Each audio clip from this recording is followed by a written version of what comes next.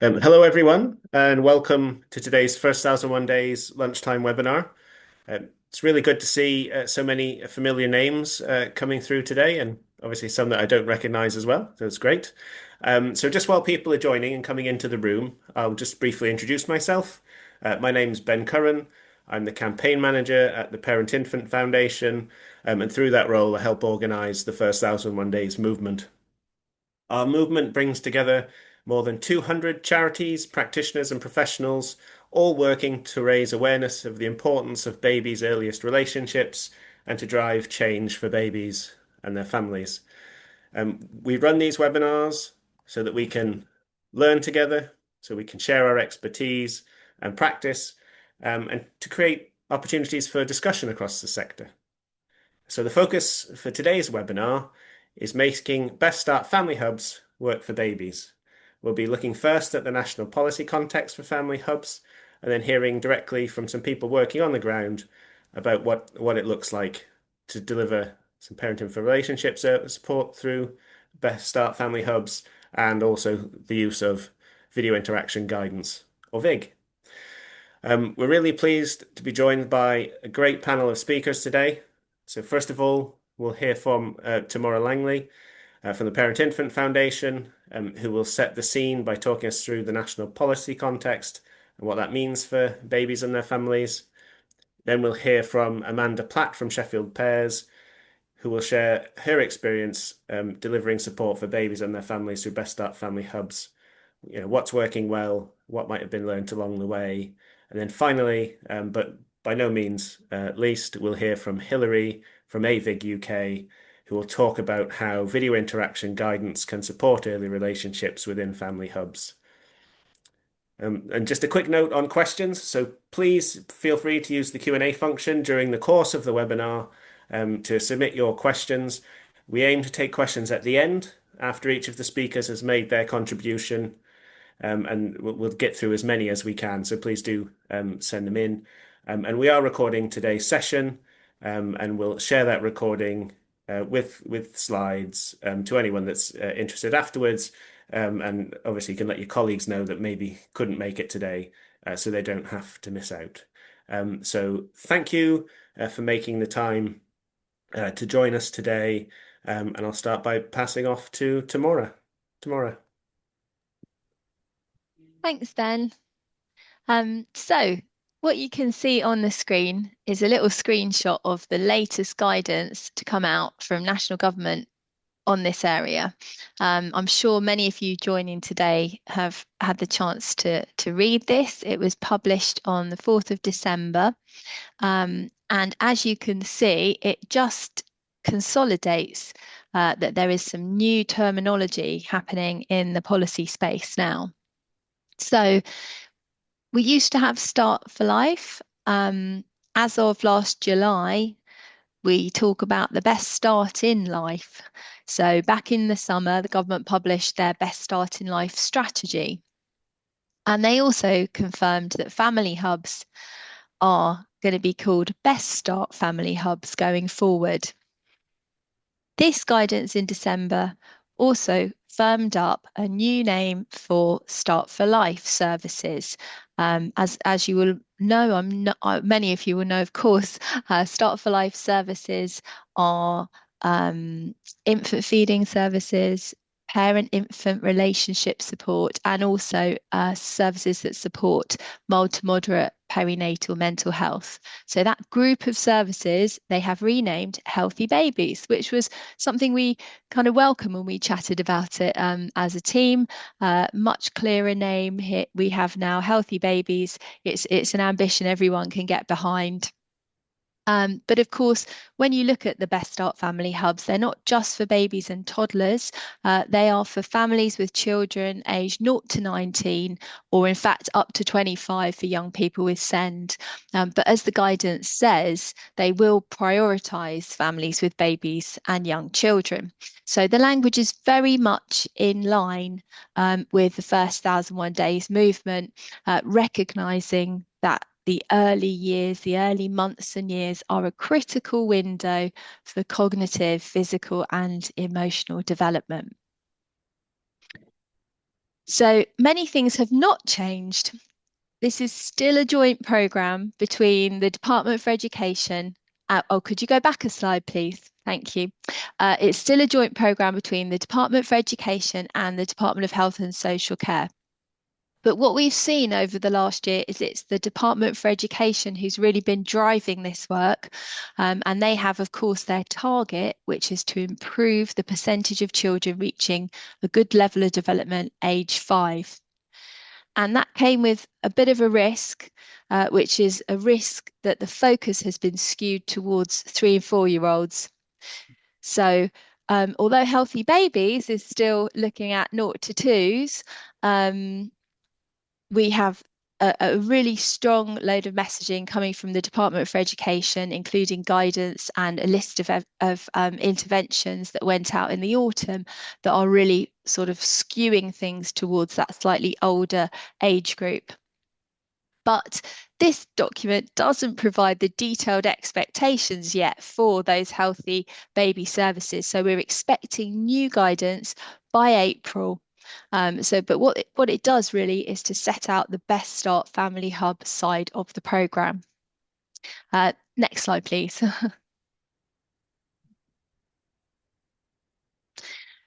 So if you can see the roulette wheel here, uh, I know that when we say postcode lottery, that sounds like a bit of a hackneyed phrase. People say, stop talking about a postcode lottery.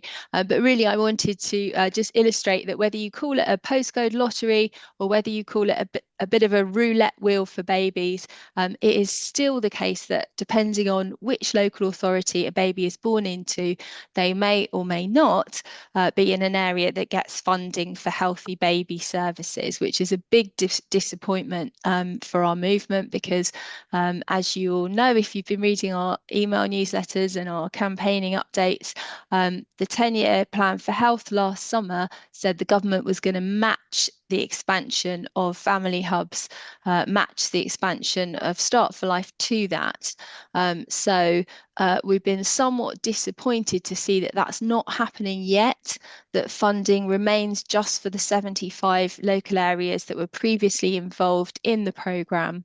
And the latest ministerial answer, which came this month, was that although the government is committed to delivering this ambition to expand the programme, when asked when that's going to happen, the answer was quite vague and just says we'll be doing it over the next decade.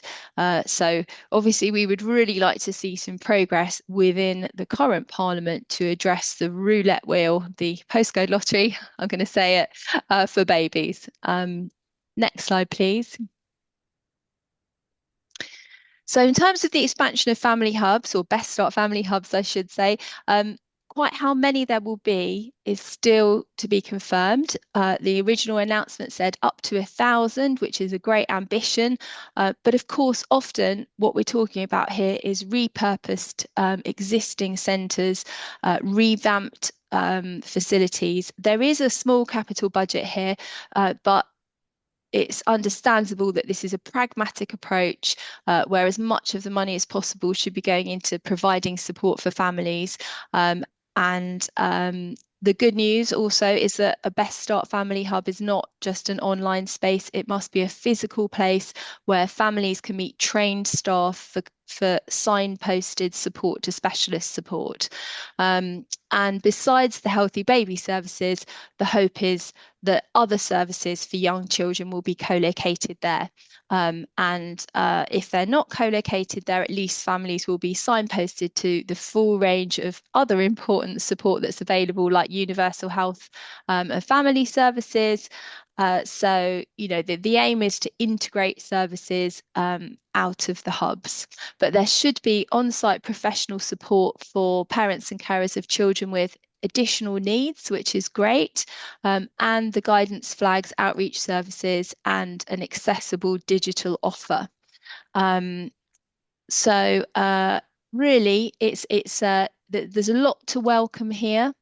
But there is just our remaining concern that because of the clarity on the Department for Education's guidance, that the lack of guidance coming forward yet to to spell out what's needed for naught to twos, leaves the risk that local areas who are understandably, dealing with a lot of new incoming guidance and direction, should not swing away from those crucial, critical early months and years. And I'm just going to finish really by saying that on that topic, there will be some exciting news coming out on Thursday from Parliament's Health and Social Care Select Committee. So I can't say more than that, but watch this space. There will be more on the news about this in the coming days. Thank you. So I'll hand over.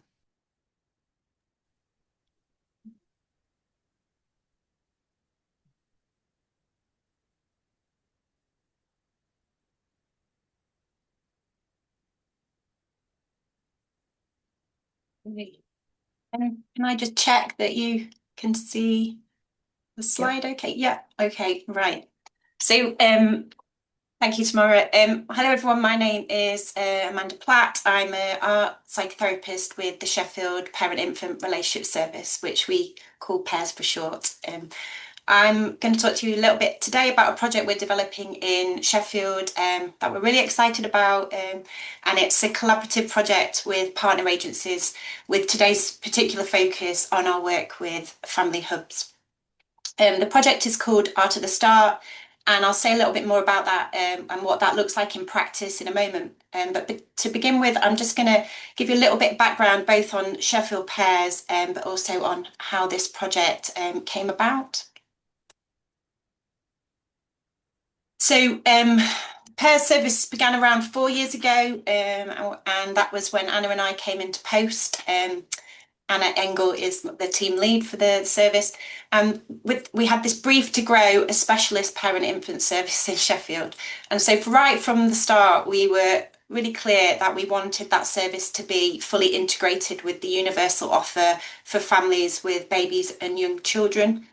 And there were two main reasons for this. Firstly, a specialist service can only be effective if caregivers and the professionals around them can recognise those early signs of difficulties in the parent-infant relationship. And without that awareness, families are unlikely to seek out parent-infant relationship support. And secondly, we started with just 1.6 whole-time equivalent, and that was between us. And even with that sort of welcome growth enabled by the Start for Life investment, we would never have that capacity to meet all the need across the city on our own.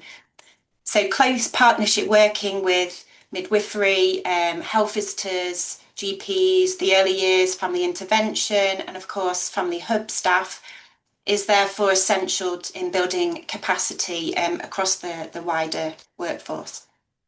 We now have a multidisciplinary team of around 11.6 whole-time equivalent, which is amazing, and have made strong progress in establishing robust pathways with midwifery, health visiting, early years family intervention service and perinatal mental health team and others.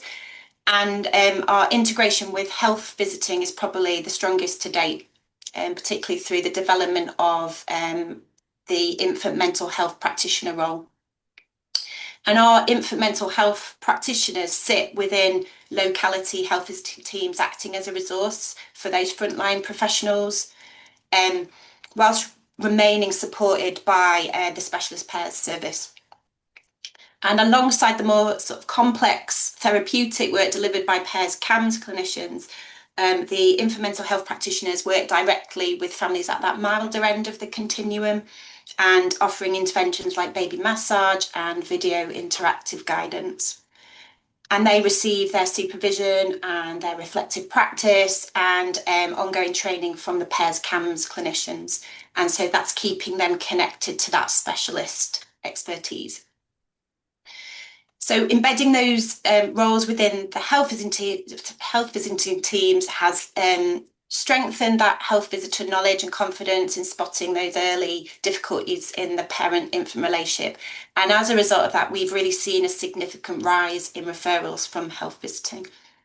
So we're really proud of that progress that we've made, but we're also fully aware that there's more to do to strengthen the relationships with other partners. And whilst we've worked closely with our early years family intervention service in the local authority, up until more recently, we've had less well-established links with staff in family hubs. And because most of our direct work with families is in the family home, we've had much less visibility really within in those hub buildings. So what are we doing about that?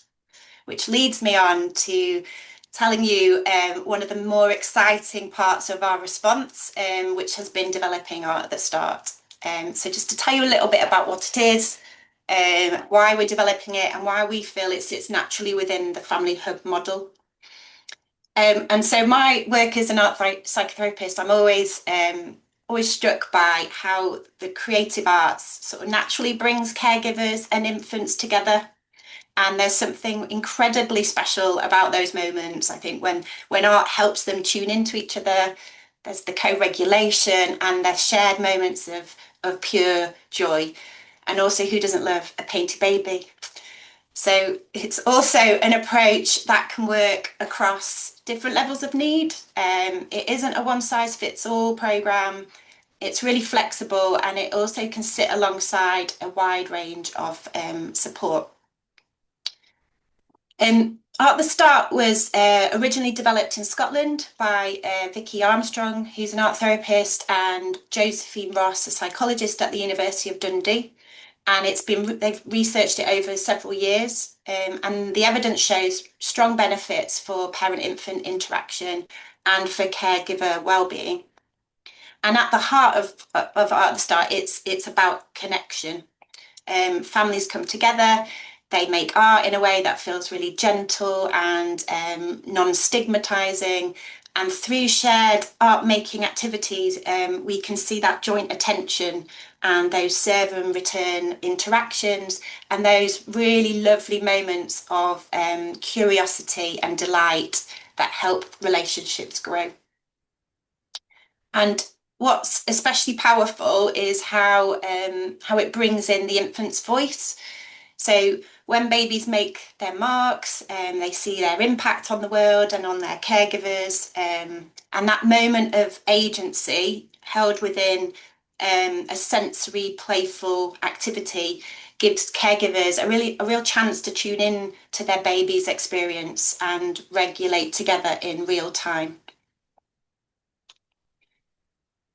And At the Start works across a spectrum of support. Today, I'm talking to you about the sort of universal offer, which is so open sessions in family hubs and public spaces, reducing stigma and then sort of embedding that relationship building in everyday environments.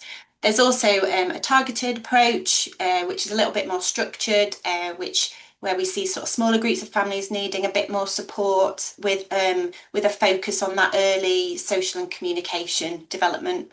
And then there's the sort of specialist approach, which is a therapeutic dyadic work for families with more complex needs, delivered by a pairs clinician in a group format using approaches like dyadic art psychotherapy. And we felt that this approach really fitted well with family hubs because it's really inclusive, universal, easy to weave into their existing offers. And hubs are often the first point of contact for families. So rather than sort of creating something separate, we're trying to embed sort of relational opportunities into what families already access. So also by offering Art at the Start universally, you're kind of normalizing those conversations about bonding and emotional well-being and sort of reaching families early, reducing sort of barriers to engagement. So in short, the shared art making offers sensory experiences. It's really inviting curiosity, and it's supporting early communication, and it gives babies a voice. So another thing that really drew us to this approach was the format that the sessions take themselves. So just having a look at this slide, just on the left, you can see a sort of familiar caregiver, toddler group, and these groups play a really important role in that they're offering caregivers that social connection, they're giving babies and toddlers opportunities to play and explore, and they absolutely have their place. But if you look at the image on the right from at the start session, you can see something slightly different happening in this picture. The caregivers aren't chatting on the sidelines while their children play. They're absolutely alongside their little ones, sharing that experience. So the whole approach is intentionally designed to nurture connection. It's really inviting that caregiver to slow down, really be present with their little one, and to notice what their baby is doing. So, what they're enjoying, maybe what might be feeling overwhelming, and to respond with curiosity and attunement. And each session is co-facilitated by a PAIRS infant mental health practitioner alongside a family hub staff member, and the facilitators sort of move around the room. They're gently supporting caregivers by noticing and putting into words those small but really important moments of interaction that they're observing. And at the same time, that infant mental health practitioner is kind of modelling that relational commentary as interactions unfold. And we've had lots of feedback around that's really supported Family Hub staff to build confidence in that noticing and naming and nurturing those moments of connection. And we're really not saying that other types of groups aren't valuable. They're absolutely essential for community, for play, for connection between families. But I guess as a parent-infant service, we feel that Art of the Start offers something quite unique, a structured, creative space that explicitly supports the development of the parent-infant relationship. So just to say a little bit about how we developed the universal offer, I guess one of the most important things at the first was to focus on building those relationships with partner agencies. And this felt essential because Family Hub staff and colleagues in other services really know their communities. They have that local knowledge, and importantly, they've got those relationships with families. So alongside this, we offered some free training and worked together to shape a shared vision for upskilling the workforce so that supporting parent-infant relationships becomes part of everyday practice. Also, to keep fidelity to the model, we included PAIRS support for the planning and setup of all pilot sessions, and we built in regular reflective spaces for staff and ongoing session development. And so by working in partnership and taking a collaborative approach, we're supporting staff to build that confidence in parent-infant work and integrate these principles into their day-to-day practice. We've also been really fortunate to secure funding through a Sheffield Children's Hospital charity bid, and this has enabled co-facilitation. It's provided resources for all the sessions, and it's also supported our evaluation work, which I'll just mention in a moment. So overall, this cross-service model builds sustainability. It's increasing capacity. It's helping embed that knowledge across the system.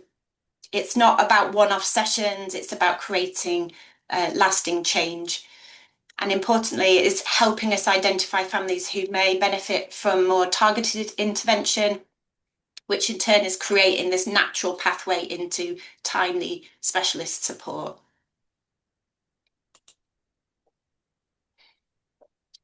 So our vision for the future is to embed Art at Start in all 7 Family Hub localities across Sheffield. So a universal offer to every family. So whilst we're starting locally, we're definitely thinking big scale. And these sessions give every family access close to home, whilst also offering that sort of inclusive space where those needing more support can be quickly signposted to PAIRS or other services. So our aim is this seamless pathway from universal engagement to targeted help right through to specialist support. And we're in the pilot phase at the minute, and we're gathering feedback as we go. We've already set up groups in two family hubs, and a gallery space, and attendance has been much higher than we'd anticipated, which is very exciting. And with pairs clinicians and that close collaboration with partner agencies, we're reaching families who might not otherwise come into their local hub, which in turn sometimes adds complexity to the sessions, but having a pairs clinician present brings in that containment and expertise that might be needed. And we're really seeing a mix of those regular families, also those families receiving support from intervention services and pairs families, and the family hub staff are reporting much stronger engagement and very positive feedback from caregivers that are coming to the sessions. So our next steps, as I've said, is to include rolling things out to more hubs gradually, whilst continuing to refine our staff training, particularly around observing caregiver-infant interactions and sort of building confidence and sort of developing a shared language for attunement. And we're also wanting to evaluate our impact properly. And so another exciting development is that our successful funding bid includes a 4-year PhD studentship to evaluate Art at the Start project in Sheffield. So we'll be working really closely with Vicky and Josephine at University of Dundee, who'll be supporting the student to build the evidence about what works and how it can be implemented. And this is a really important part of our vision, as we really want to make sure every family can access relationship-focused support right from the very beginning, because as we know, those early connections really matter. Thank you so much for listening.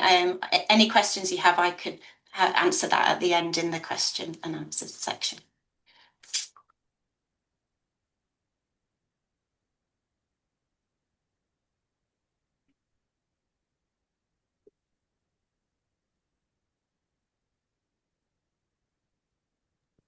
Ben, you're on mute. I think we're going to Hilary, aren't we? Yeah. Yes, hopefully. Great, thank you. I'll just get your slides up, Hilary. I know Ben's doing the background stuff. Thank you Okay. so much, Ben. Brilliant. Okay. So thank you very much. Wait a minute, I seem to have gone on. Okay. So it follows on really nicely my talk from Amanda's, because she's been mentioning parent-infant importance of parent-infant relationship, and that is exactly what VIG also focuses on. And Amanda's also a VIG practitioner. So that's a very nice link. So this is the study of what I'm calling a successful rollout, because I'm absolutely amazed that we've managed to do it, of VIG in the Best Start Family Hubs. I was asked about 3 years ago, do you think we could get VIG into 75 family hubs, 75 local authorities, and training 300 people? And I said, well, I think we can, but I wasn't actually as confident as I sounded. However, we've managed it. So we started off with this roughly 300 practitioners funded by the central Best Start for Family Hubs. It wasn't called that then, but Tamara's explained the change. I've gone to the new thing now, just otherwise it's so confusing. I have 50 supervisors have worked with me, and there are 24 local authorities within those hubs who commissioned extra training. So actually we had 500 practitioners that we need to train. And we've done it, and people are going very well. We've got a very low dropout rate. The main dropout rate is people losing their jobs or leaving to go because their jobs, they were seconded in and felt they had to go back to those substantive posts when things were uncertain. And of course, we've got quite a number of maternity leaves of people who are going to be able to carry on. We've got 56 people accredited, which is much more than I would have thought at this moment. 206 are more than halfway through their training now. And the National Centre for Supervision for parent infant work are very wonderfully offering free post accreditation supervision as part of their offer, and they're bidding for the next lot. So this is wonderful for us, because it means when practitioners are finishing their training, they still visit families and they're still getting supervision. And some of those, 11 of them, have now found the funding from their authority to go towards being advanced and to become supervisors, so that the work can really get embedded in their services. So I would never have thought we would have got that far that quickly. It's because some people have really done their training in record time, and this is a very conservative estimate of 3,000 families will have been helped by December 2026. I know it's more than that, but that's that's the minimum people would have to do. We're just creating an interactive map, which the Parent Infant Foundation asked me to do, and it's just that we're just about to send off the data to them. So this isn't just family hubs. You'll recognise we've got Scotland and Ireland, but this is where under twos and VIG is, and we're just about to put this on our website, so you'll be able to click on and see where is where, and then find links with websites and things to link people up together. So I'm going to start by just saying what is VIG, and to me, we can't do that without talking about the theoretical background, because Colin Trevathan here introduced me to VIG, and he has been his theoretical ideas and his vitality and his values of believing in people have really guided us. And he died sadly about a year ago, and I've written in his Festschrift, his book about the intersubjective minds, that written down there. And this was an event I went to. And he really was very influential, not just to us, to many other interventions. And I mean, just a little note to what Tamora and people are saying is that this is an intersubjective intervention, and it's very different from behavioural interventions, which are most of the interventions that have been selected by the Department of Health Education at the moment. So I'm quite concerned that we do get back some more intersubjective interventions for the babies. I think I have to go down here now. Okay. So now Colin Trevathan, his videos were seen in the 80s in the Netherlands, and a brilliant psychologist saw them and thought, this is just what we could do to help troubled families. And this is a very early piece of video that was taken in a special baby care, and Marai, who was the leader of till very recently, she just retired, the Dutch AIT, which is where I trained. So all the time it's going from Edinburgh, the Netherlands, and back again and back again and back again, and that's how VIG was developed, and it was always looking at micro moments of video. The method works. So you freeze the picture at the moment the child takes initiative. By freezing this picture, you can show this to the parents. And in the method we call this receiving the initiative. And that's something that's happening all the time.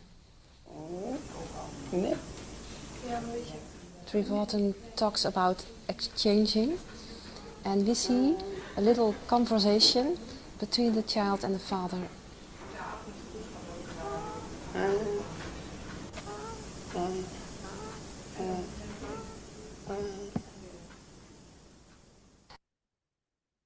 The method works. So amazingly, that's a premature baby following all the rules of the communications that we know about so well. And it links into what Amanda was saying, that it's about receiving initiatives here, which is what's so important. And I'm just thinking the art therapy does all these things, getting parents to be attentive to their children. The babies make initiatives with the art, and then the parents receive them. And that's what you were seeing in that picture of the parents all sitting around. They were with their children, interacting with them and developing attuned interaction patterns. And this is the theoretical base of VIG, our principles. And it starts very simply with love, which is, all here, and then playfulness, and then the work when children are learning. It all integrates together and goes back down to the play. So we wanted to explore how we've done it, what's worked. Obviously, there are things that haven't worked, but we're not looking at that today. And in fact, in VIG, we don't look at what isn't working very much. We try to look at what's working and build on that. So for the parent, we're looking at clips of what works. And I thought, right, we're evaluating this project, let's look at what works. So I asked what relationships have supported you during the training. These are the practitioners. What did you do successfully to engage families and complete the VIG intervention? And what your key personal attributes? That's our, we had a sort of focus group, not a sort of focus, a focus group with that. And here's one of the practitioners, Denise, telling us about it. So I'll just let you hear it yourselves rather than say what she's going to say. Right, let's go. But I just want to highlight with the second family, I think what made it work was when I was having IT issues, so I thought we was recording, got to the end, went to check it played back, it didn't record. And I think because she realized that I'm just human, I'm not perfect, I think that helped a lot because she could see I got flustered, I got overwhelmed, which parents do. You know, and it was great fun actually with the second family because some of the IT issues I had, but I think because she could see that, you know, I really wanted to be there for her, you know, the relationship was really good. So this is interesting. And we were rather surprised when we did a thematic analysis on all the you know, gathering everyone's points that they were making on a Menti that we were using, and we discovered that from the practitioners, the clients were the people, the parents were the people who helped them most to do that, get their VIG done. And of course, that's what Denise is telling us there. We thought the supervisors would be by far the most important people, but we were quite wrong. The clients were most important, and their colleagues back at the office helping them and supporting them, and their workplace managers, who we knew are very important. And we've been working very closely with the managers, which I think possibly is one of the reasons why we are getting a lot of people through the training, because we really need managers' support. This is another, you know, themes that came through. The most important thing was to build a trusting relationship to engage with the families. Obviously, that's true. Then adapting and scaffolding to the parents' needs. VIG is a very creative approach. You must keep to the theory of intersubjectivity, and there's two equally important people in every conversation. But it's not prescriptive. You don't need to do it in exactly the same way. Every parent needs the method adapted to their questions and their learning styles. So it's very sort of interesting to deliver, and you can never get it perfectly right, but everybody can always improve. But it is an art, really. Focusing on strengths is important. It helps parents feel that they believe in themselves, keep the communication open. And this co-construction is the two equally important people in every conversation, which is part of Colwyn Trevarthen's sort of theoretical base that we have.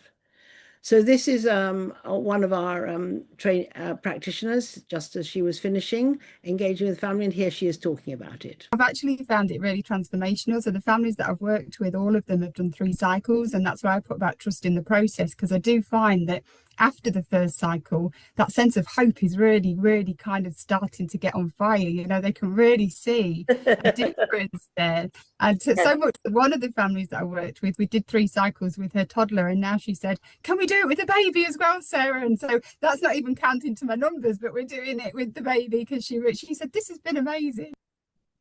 Yeah, so this is just an idea. Practitioners actually really love it.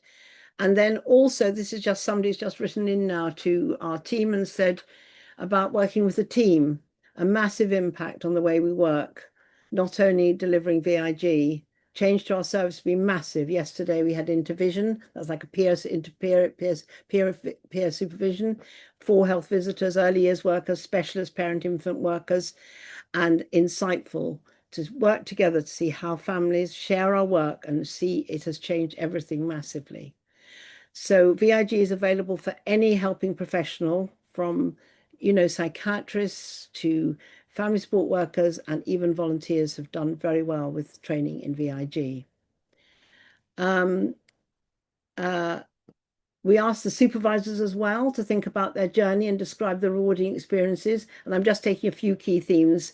What enthuses the supervisors to see the trainees growing and to see the impact on the family. Obviously, those are two things that are really, fantastic. So here's Shirley, who was a trainee supervisor who's finished her training now through getting 4 people through who've just accredited. But here's Shirley talking about how she's found being a supervisor on this project. I've really loved seeing, as always, the impact that VIG has on the clients that the trainees are working with, Yes. and the impact that has on the trainee, and then just as their enthusiasm grows for VIG, it's lovely to see how that happens when they see the impact of what they're doing, both their own practice and obviously the VIG intervention.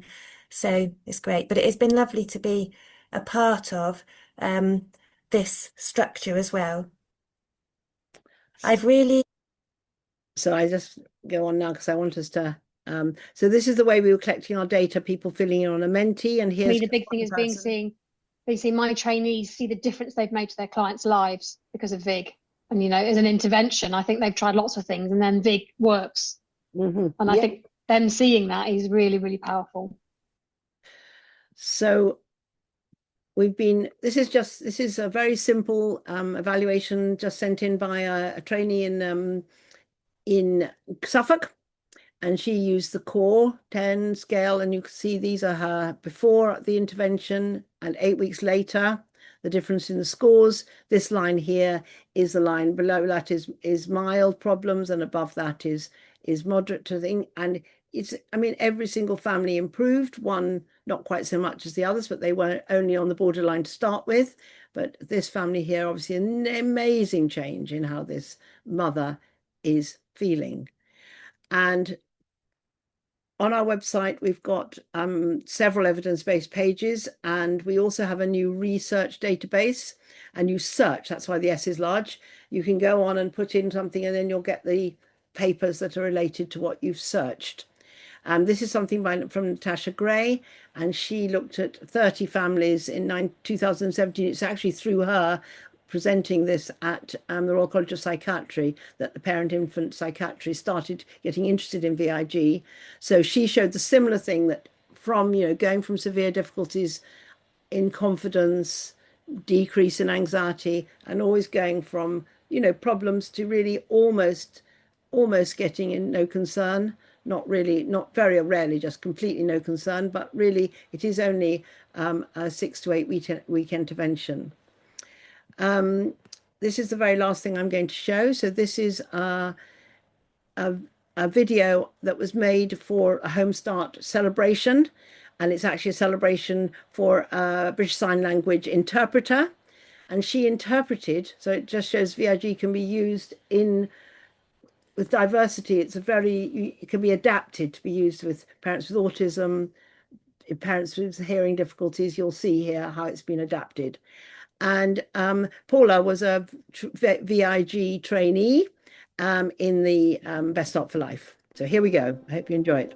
Leslie often asks me what she has done to deserve this nomination. The answer to that is simple. She has changed lives. This recognition is a reflection of her skill, kindness, and dedication. We are really grateful for having her as our BSL interpreter, and I'm so proud of her. My name's Leslie Walmsley. I'm a Home Start volunteer and a qualified BSL interpreter. Why did I want to get involved? I think it's because it's difficult to get access for deaf families. Deaf families you won't necessarily find involved in these services, because they won't put themselves forward. They won't even approach these services because they'll think, well, there's no communication, there's going to be barriers, I'm not going to be involved, I'm not going to be able to understand the sessions. Hello, my name is Marie. I'm a mum, I have 2 children, and I'm also deaf. I wanted to be involved with the service Home Start offers, but there was no interpreter that could help. So Paula looked around, then finally she met Leslie, and she offered to assist voluntarily. Her support opened doors for me. Thanks to Home Start services, I gained strength and improved my relationship with my children. One thing that really helped was reviewing videos of play sessions of me and my children with Paula and Leslie, and having them explain how my children interacted with me as hearing children and what I could do to interact with them. This really boosted my confidence. Their advice really helped me take back control from family members who doubted my ability to manage. Over time, I have been able to build myself up. It was very difficult, but I've had fantastic support. I've never had anything like this, never. With Leslie's involvement, Maria was able to access a service that she desperately needed but could not access if it wasn't for Leslie's support. And I could also see that Marie was a very proactive person who really wanted to be involved, wanted to do it. All was stopping her was communication and being able to access it. And I was very happy to help. I really appreciate both of them. They have saved my life.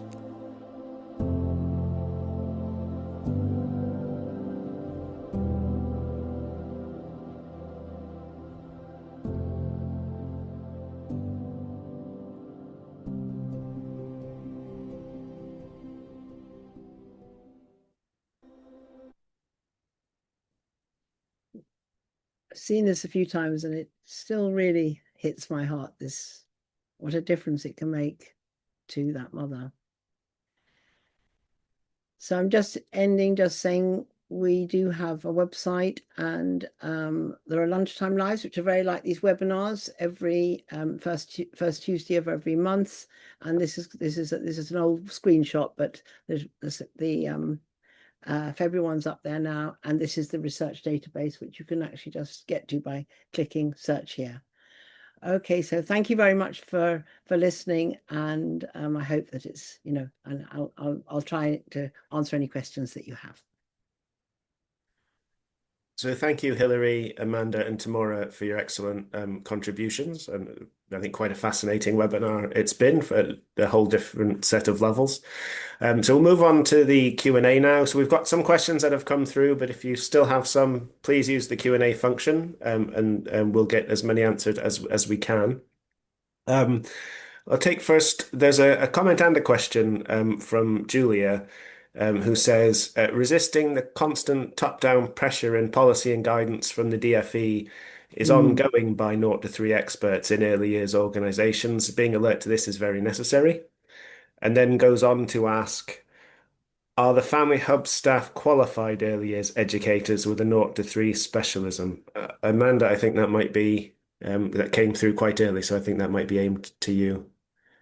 In terms of the staff that we're working with in Family Hubs, we're working with sort of prevention workers. So I'm not absolutely sure of that qualification, but part of the ask is that they come on our training. So the ones that we're actually co-facilitating with right now are the ones that have come on our 2-day training. So they will have had some training in sort of infant mental health and also sort of thinking about art at the start as an intervention. And so we're just now in talks with the Family Hub managers about another cohort of training and identifying sort of which practitioners would be appropriate to come on those on that next training. So I'm not sure that answers the question, but just to say that they're prevention workers within the Family Hubs. Thank you, Amanda. There's another question that I think you could both contribute to answering from an anonymous attendee. So if you're at home and you don't want to say who you are, you can submit your question without us having to know. What have you learned about engaging families who don't traditionally access statutory services, and how has a creative approach to help? I think that might be one for Amanda, because of obviously I think the reference with creative being to the art side of things, but I guess Hilary, VIG is delivered in communities through different avenues and mechanisms, not just statutory services, but also voluntary sector, etc. So do you both want to share your insights on that one, please? Hilary, do you want to go, or do you want me to? I think you go. I think it's not really my question. You take it. Okay. I guess what we've noticed is that with some of the families where they might have had have intervention service, so we've worked really closely with the early years intervention service. So some of those families that may not be accessing some of their local community groups or might find that really difficult, they have been establishing relationships with other key workers. So they will come along and bring them to those groups, stay with them in the group. So that's where it's really inclusive, is that they can bring them along to that and then get that experience of it being a very welcoming, a very sort of containing space, and then we're seeing that actually then they're returning. So once they've had somebody come along, and I guess the difference with this group is a lot of parents sometimes feel quite intimidated going into those caregiver toddler groups when there's a group of parents who might have an established relationships. And the difference with this is that it's just set up really differently. So when they come in, they're bringing in their little one, they're sitting next to their little one, and actually there's just this just a very different feel in the Art the Start groups, where it just feels more relaxed. It feels, and then naturally everyone's just looking at these painty babies who are eating paint and spreading it, so actually there's a real playfulness about that session that brings down some of that anxiety. So actually once they come and they feel that environment being slightly different, we're seeing a return to that. The other thing about that, we've also been going into sort of already established groups. So that we've just done a pilot in somewhere in Sheffield where it's called Family Voice, which is a group which is sort of from families who don't have English as their first language. And so we've gone in as this established group and brought Art of the Start to them to give them a taster of that. And actually they've really welcomed that. So there's different ways that we're working to sort of reach some of those families that might find it a little bit harder to access local community groups. Hope that answers that. That was a great answer. Thanks, Amanda. Hilary, this one's for you. There's a question again from an anonymous attendee asking, is there funding available for the new VIG training?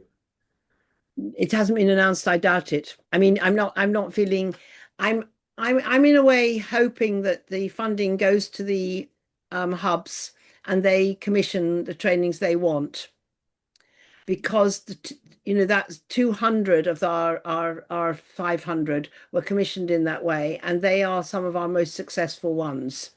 So I think the model of people actually buying in the trainings they really want is a good one.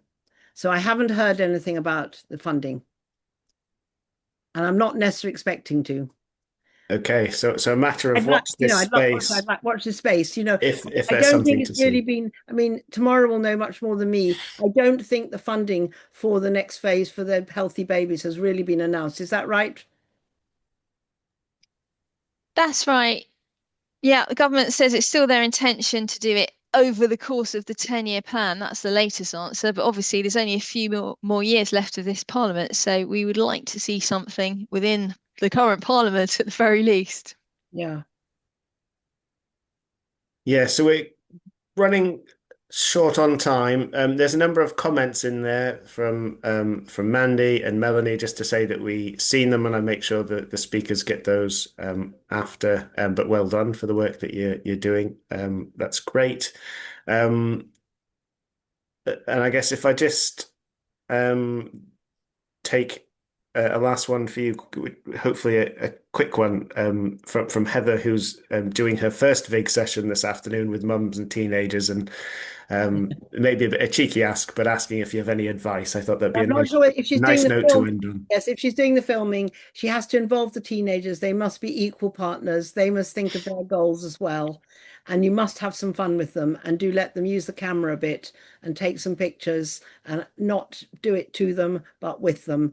And you can have a lot of fun with young people with VIG, but it's even more complicated than a mother and a baby. But it's just as much fun, and you can get there. So thank you.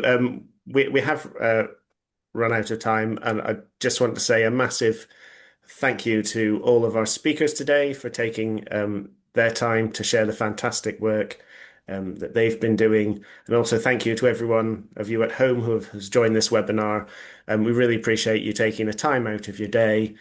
Hopefully you've picked up a few practical ideas and a few insights and tidbits that you can take back into your own work with babies and families. The last thing really for me to say is if you are doing any exciting work with babies, families, or would like to follow up anything from this session, do let me know. We do feature our members throughout the webinar series. We'd love to feature you as well. So you can drop me an email, which is ben@parentinfantfoundation.org.uk. I'd be delighted to hear from you. So with that, thank you very much and enjoy the rest of your day.